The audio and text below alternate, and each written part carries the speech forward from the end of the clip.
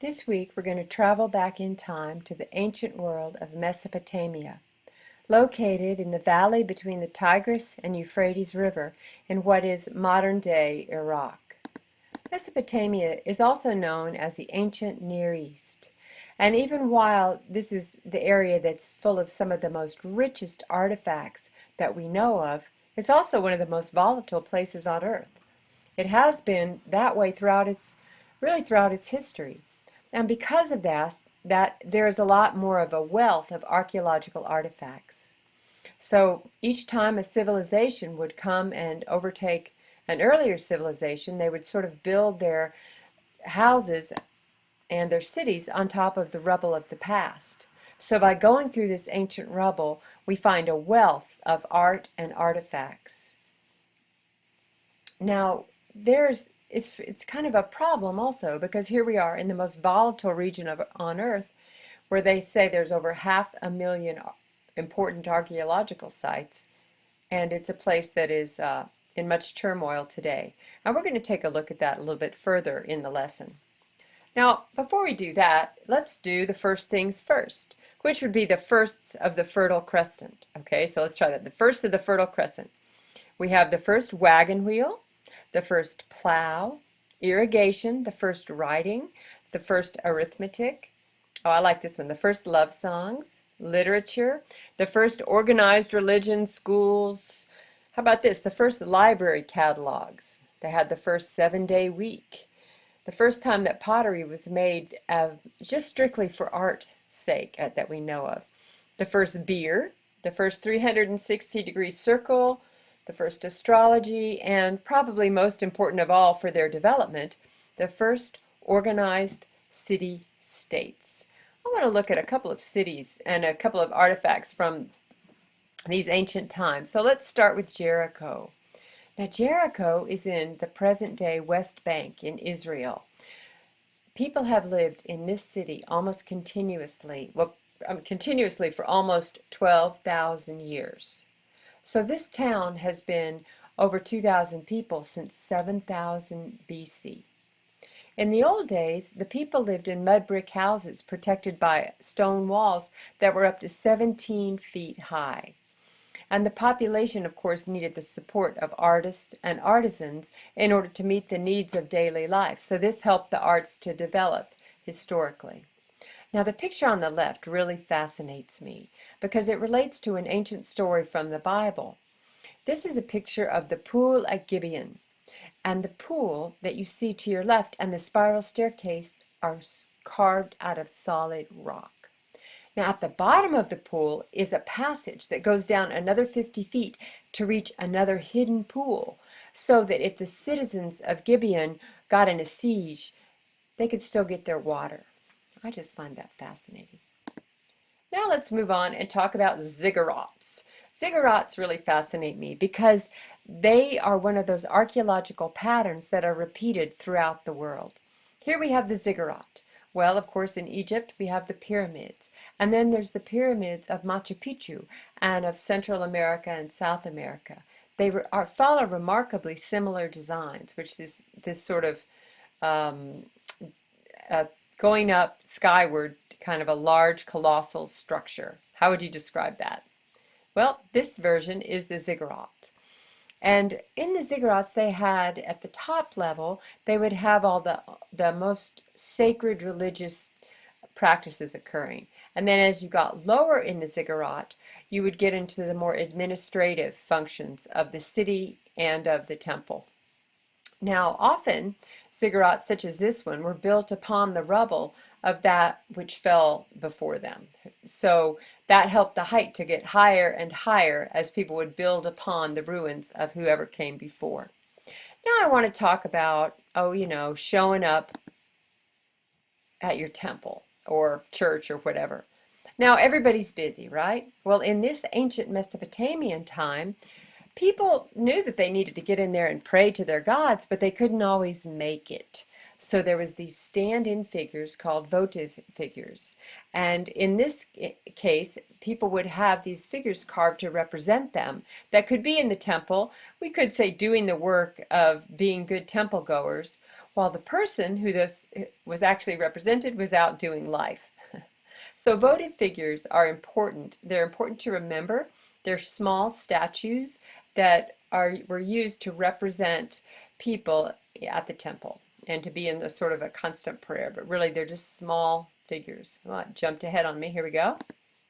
Okay, now this is another fascinating sculpture, the one on the upper left, on the left side. I just love this. It's called the Akkadian Warrior. But let me tell you what you need to remember about it.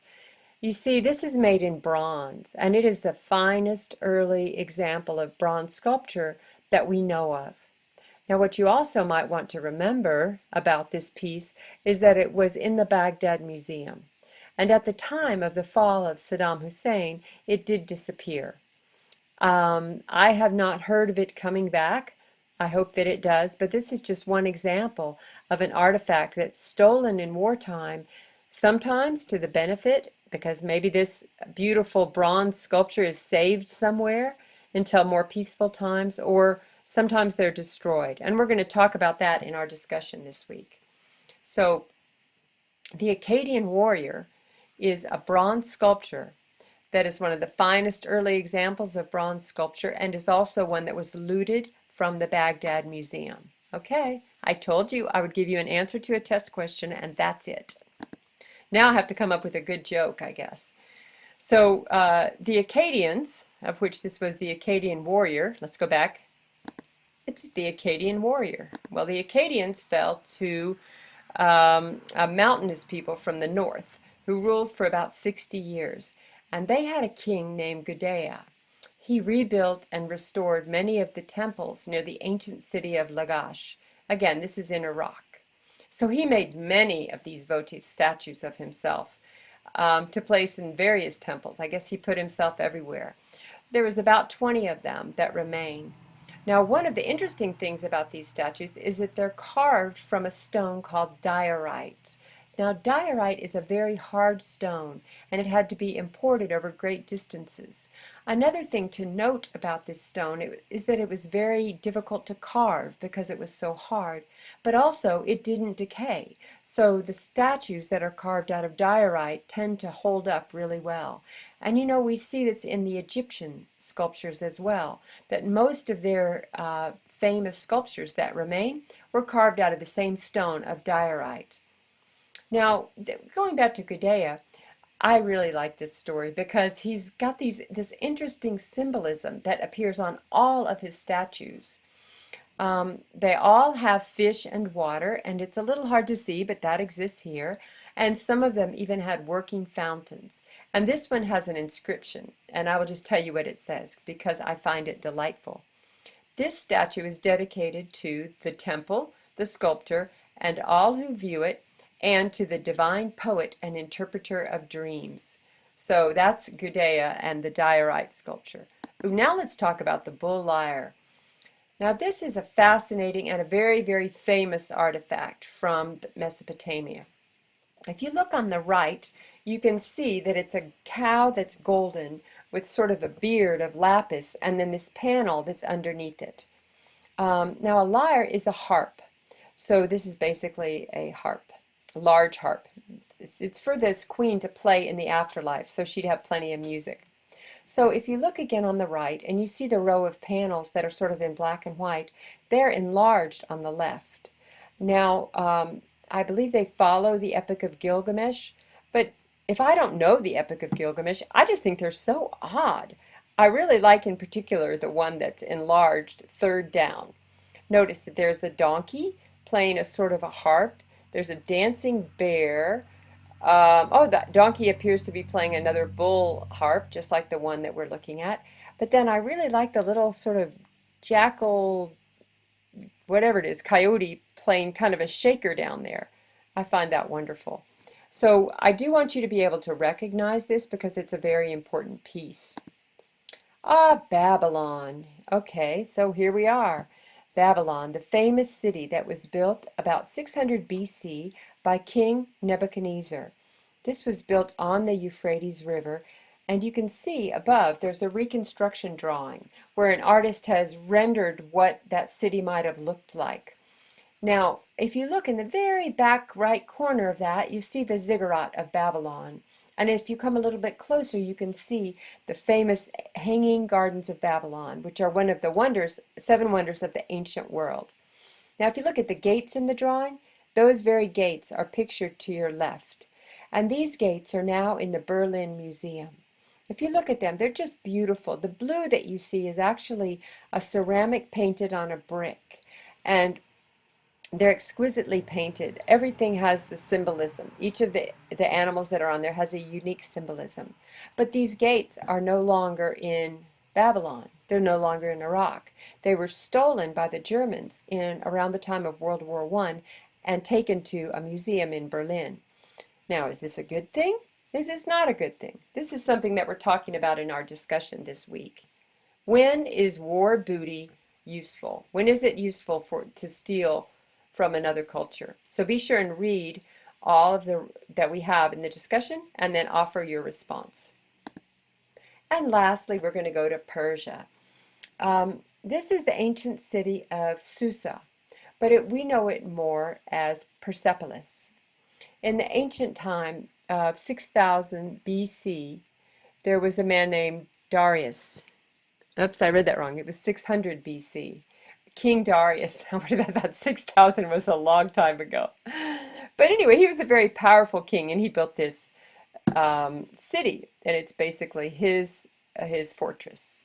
Now, this was overtaken by Alexander the Great, and he named it Persepolis. There's an old movie that was made, I don't know, a few years back about Alexander the Great. If you ever watch it, it has a perfect reproduction of this city of Persepolis.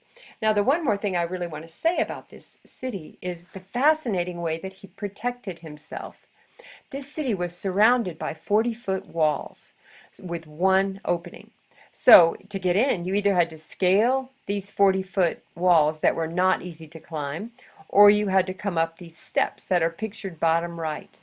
Now the steps are created so that a horse could come up them. But you can imagine that an enemy army would have only one way in and one way out, and this would make this a very secure site. So this completes our presentation on Mesopotamia, but I want you to also watch the slideshows, the PowerPoints, and you'll have more information from your text in that. All right, thank you for listening.